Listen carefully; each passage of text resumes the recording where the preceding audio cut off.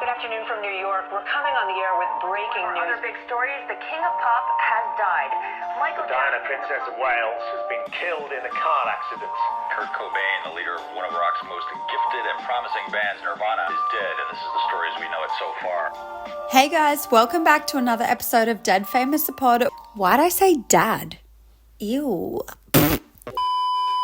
Hey guys, welcome back to another episode of Dead Famous the Pod, where we delve into what really happened to our stars, allegedly. Now, if you listen to my other podcast episodes, you would be like, what the hell? Why is it taking you this long? I'm pretty sure the last episode I uploaded was in December of last year. We're now in late July 2024. So I don't know. All I can say is we're going to chalk it up to a quarter life crisis, okay? And that's what we're going to talk about today. So I feel like the reason I've been so MIA it started off because I was finishing my criminology degree and I just thought I could juggle both. Let's all laugh together. I wanted to end uni with a bang, which I did do. I got distinctions in all the subjects. However, I just didn't have any energy left for this podcast. And it's funny because at the time I was like, this podcast sounds shit because I have no energy. Like, I've just got to stop. But I listened back to all the episodes I've done so far and I was like, you know what? They're actually not that bad. Like, I was just getting in my own head. But anyway, whatever. Honestly, I was on a high when I finished uni, right? I don't know if you guys have ever studied. That feeling of finally finishing it's just such a big accomplishment. And I didn't think I was going to care because like halfway through uni, I lost my care factor. I didn't even want to do it anymore. But I was like, I've come this far. I'm not quitting now. We're just going to finish. And I was just like, literally, I used to tell people I feel like I'm in prison and I'm just waiting to do my time and get the fuck out of here. But I actually felt really accomplished when I was finished, which was a surprise. Anyway, so yes, I finished uni and I was feeling great. I was actually feeling quite on top of the world. I'd also paid off my car loan. It was a really good week. And then everything kind of just went to shit. So look, I didn't want to talk about this and I was just going to ignore the fact that I've been MIA, but I was like, no, you know what? This is actually important because mental health is a topic that we do talk about it more than we used to now, but I feel like there's still a stigma around like the embarrassment of it and the way it like turns you off from doing things you just want to do and even from your own personality, to be honest, because I know when I'm in those moments, like the person that I know is just gone. Anyway, moral of the story, I want to talk about it so we can all be in this together. So in my early 20s, I started getting that feeling of like, oh my God, I'm getting older. What am I going to do? I need to have my shit figured out. And then I turned maybe like 25 and all of that just disappeared. I didn't give a fuck anymore. I think because it was after like COVID and I was like, no. I just need to enjoy life. I think being, in lockdown for so long, it did make us all realize we just had to have fun and enjoy life. And I was doing that for a while, to be honest. And then I've been feeling good about getting older all these past years. And then a few weeks ago, I turned 29. And for some reason, I just started questioning everything. Like, I mean, every single aspect of my life. My mind went into overdrive, like literally like, those little hamsters like on one of those wheel things, like it was like full throttle. So I just went a bit manic. I started writing a book. I started a new podcast, which by the way, I never recorded an episode or anything. I had 5 different TV shows going on at once. And then I was reading 2 different books. I was cooking like these elaborate meals at home. I think I was like trying to be Nara Smith, and I was even looking into studying again. Yes, me, the person who fucking hated uni and was like waiting to get out. Anyway, eventually my mind kind of like just combusted and just like flatlined. So I remember I was sitting in my room and mind you, I've only just kind of come out of this. So it wasn't long ago at all. And I was sitting in my room and I had the option to pick which TV show to watch and I just couldn't even think. It was like, yeah, my brain just finally just flatlined. Like, you know, like in hospital, that noise, and it's just like, that was my mind. It just, yeah, I was like a ghost of myself for a little bit. And I was just feeling lost, to be honest. I was like, I'm 29. Like, what am I doing with my life? Other people I know who I used to go to school with have like 4 children by now. Other people I know are married. Like, other people own a home. Full disclosure, I don't have any of those 3.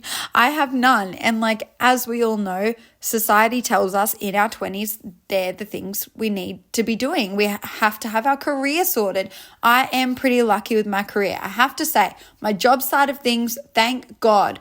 But even that did take me quite a while to figure out. I've only been happy with the job I have now, which I've only been in for a couple years. So even that took a while. Like, anyway, my point is, I was feeling very lost after I turned 29, and I was not expecting to feel that way at all. And I was not even thinking about that because the prospect of turning 29 didn't scare me. I don't know. It was like a subconscious flick in my brain of like, I'm not this, I'm not that, I'm not here, I'm not there.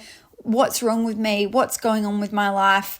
And it's actually really weird to think because, like I said, it wasn't that long ago. It was really only a couple weeks ago, probably less.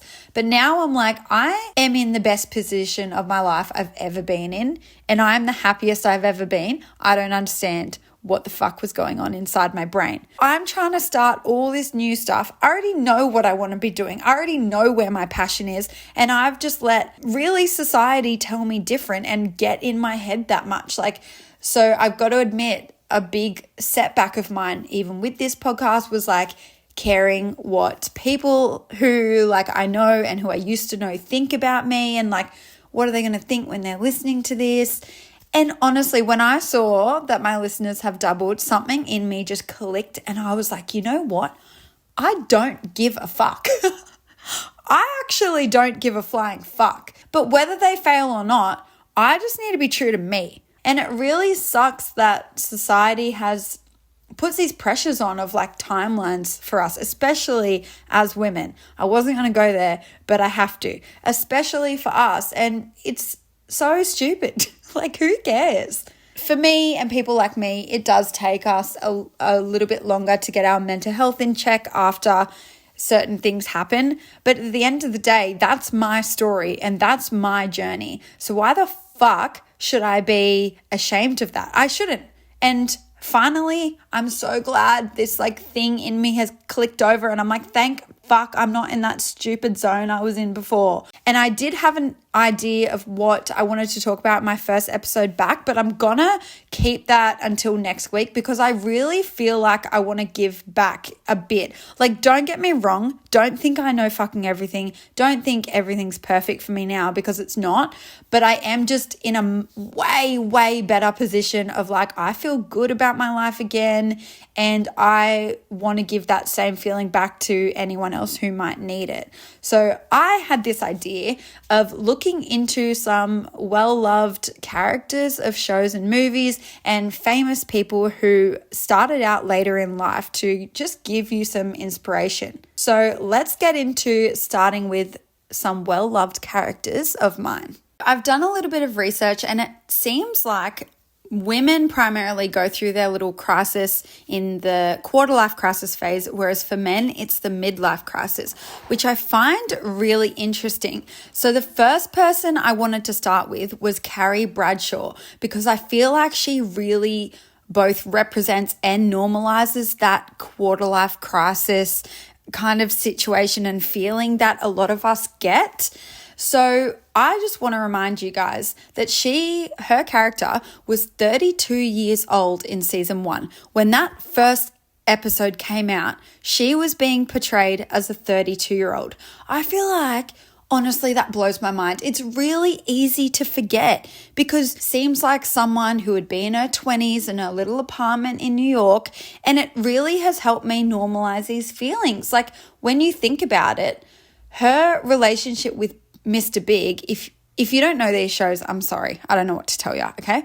Anyway, her relationship with Mr. Big, the main love interest for her, it didn't even start until the very end of the whole show. So there were 6 seasons of Sex and the City, and their relationship did not even officially begin until the very end.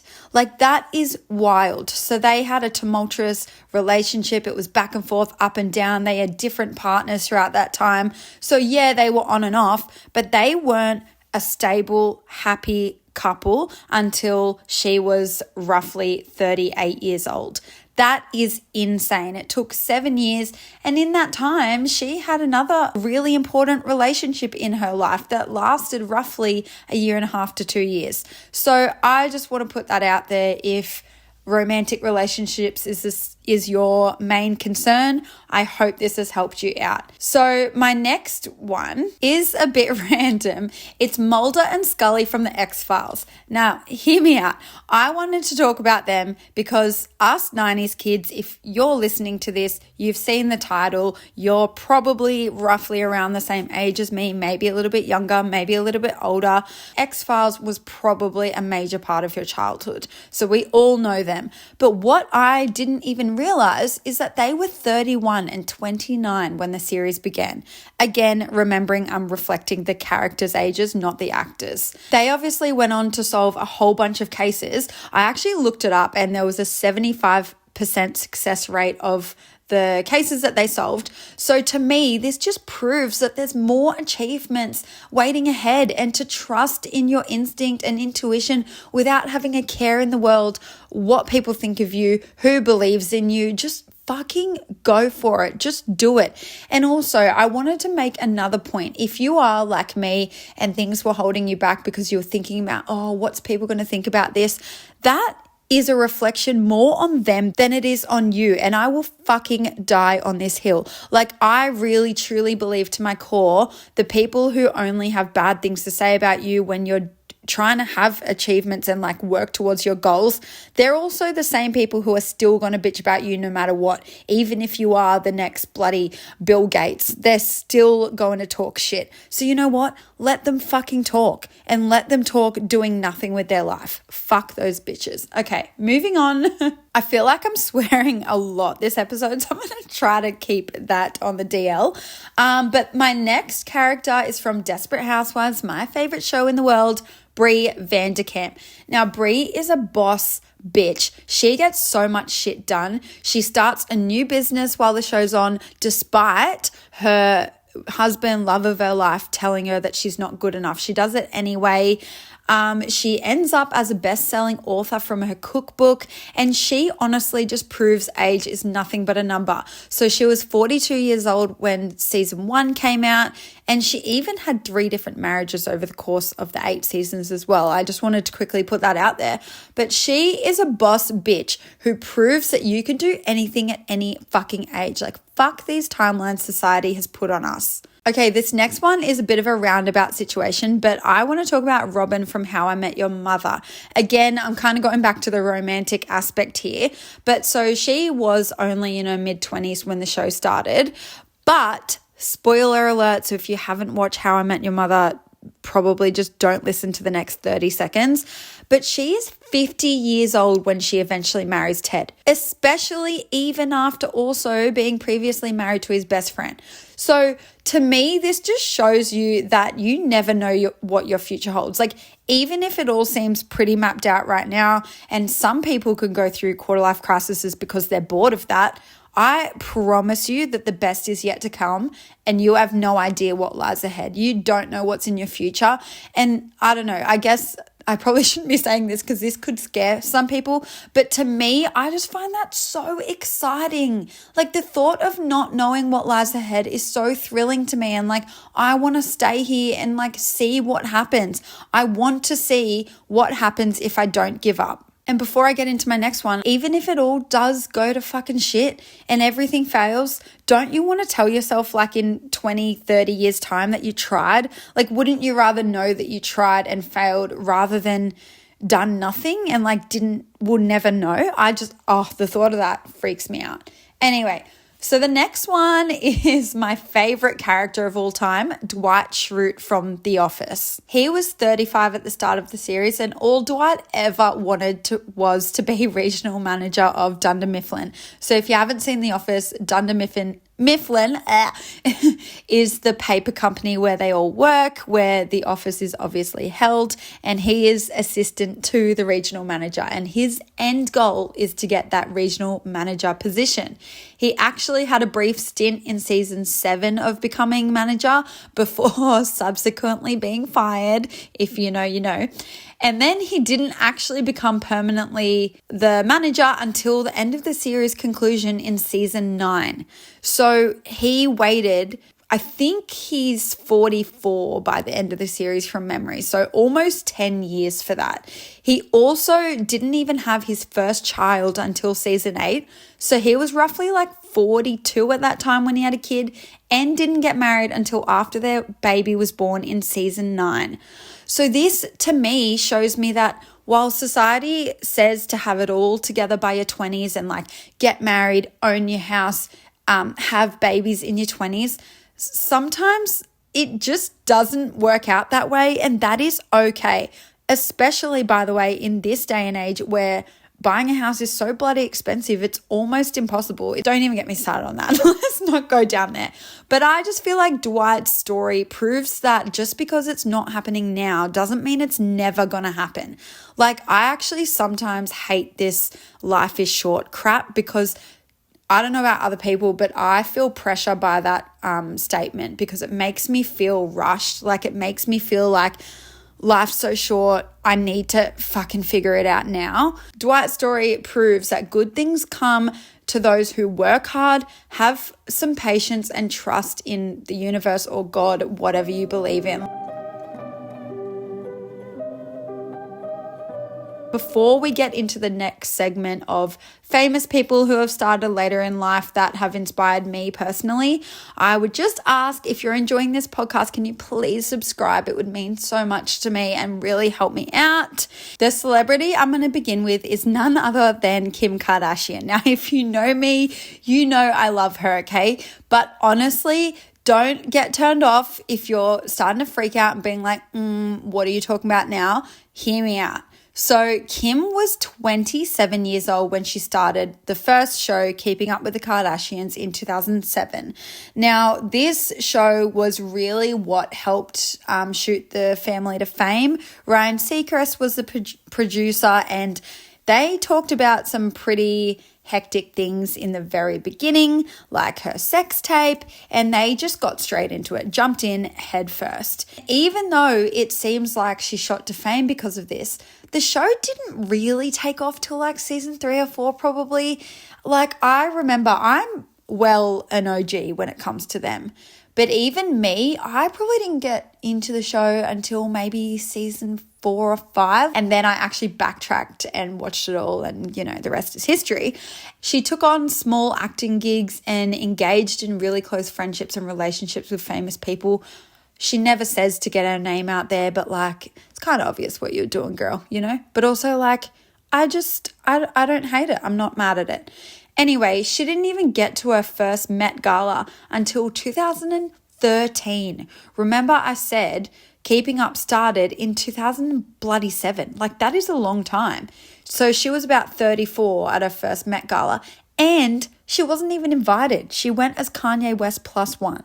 So I just find it all really inspiring, because she had the grit to tough it out and stay in the long run. I, for one, find it really hard to stay in that waiting phase. Obviously, look at me. I've had a break from my podcast only like a few episodes in. So I find it really hard to stay in that. And I just get really inspired by people who do stay in the long haul. Like, it's amazing. The next person who has inspired me is Ellen DeGeneres. So she was actually already 35 years old when she first came out as gay. And when I first heard that, it really shocked me, because she seems like the kind of person who would be so confident about something like that. Like, she just seems really confident. But it's funny to think that her life probably didn't even really begin until that moment. It must have been a really heavy burden to keep that secret for so long. And another one that blows my mind is Vera Wang. So she's one of the biggest names in fashion, and she actually only entered the fashion industry at age 40. So before that, she was a figure skater, and then she was also a journalist for a bit. So it's pretty safe to say she was kind of all over the place before actually finding her feet in the end. Fun fact about her, she actually decided she wanted to be a fashion designer after designing her wedding dress. They were trying to keep the budget low, so she just did it herself. And she actually ended up later selling that dress for $10,000 and opening her first boutique the next year.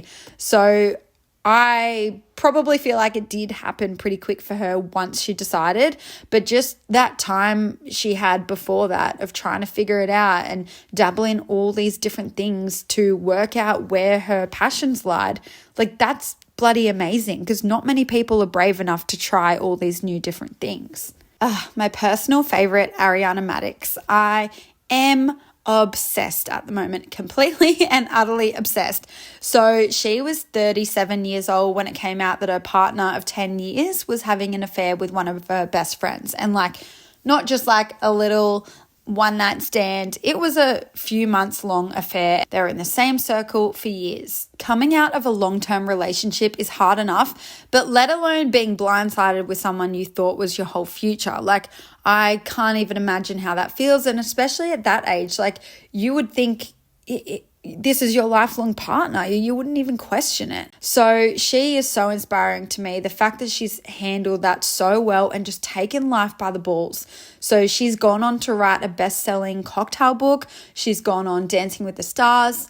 Oh, because I should probably preface this by saying, if you don't know who she is from the show Vanderpump Rules, which was a reality show, but it really wasn't that big before, kind of part of the Bravo franchise with Real Housewives and stuff like that.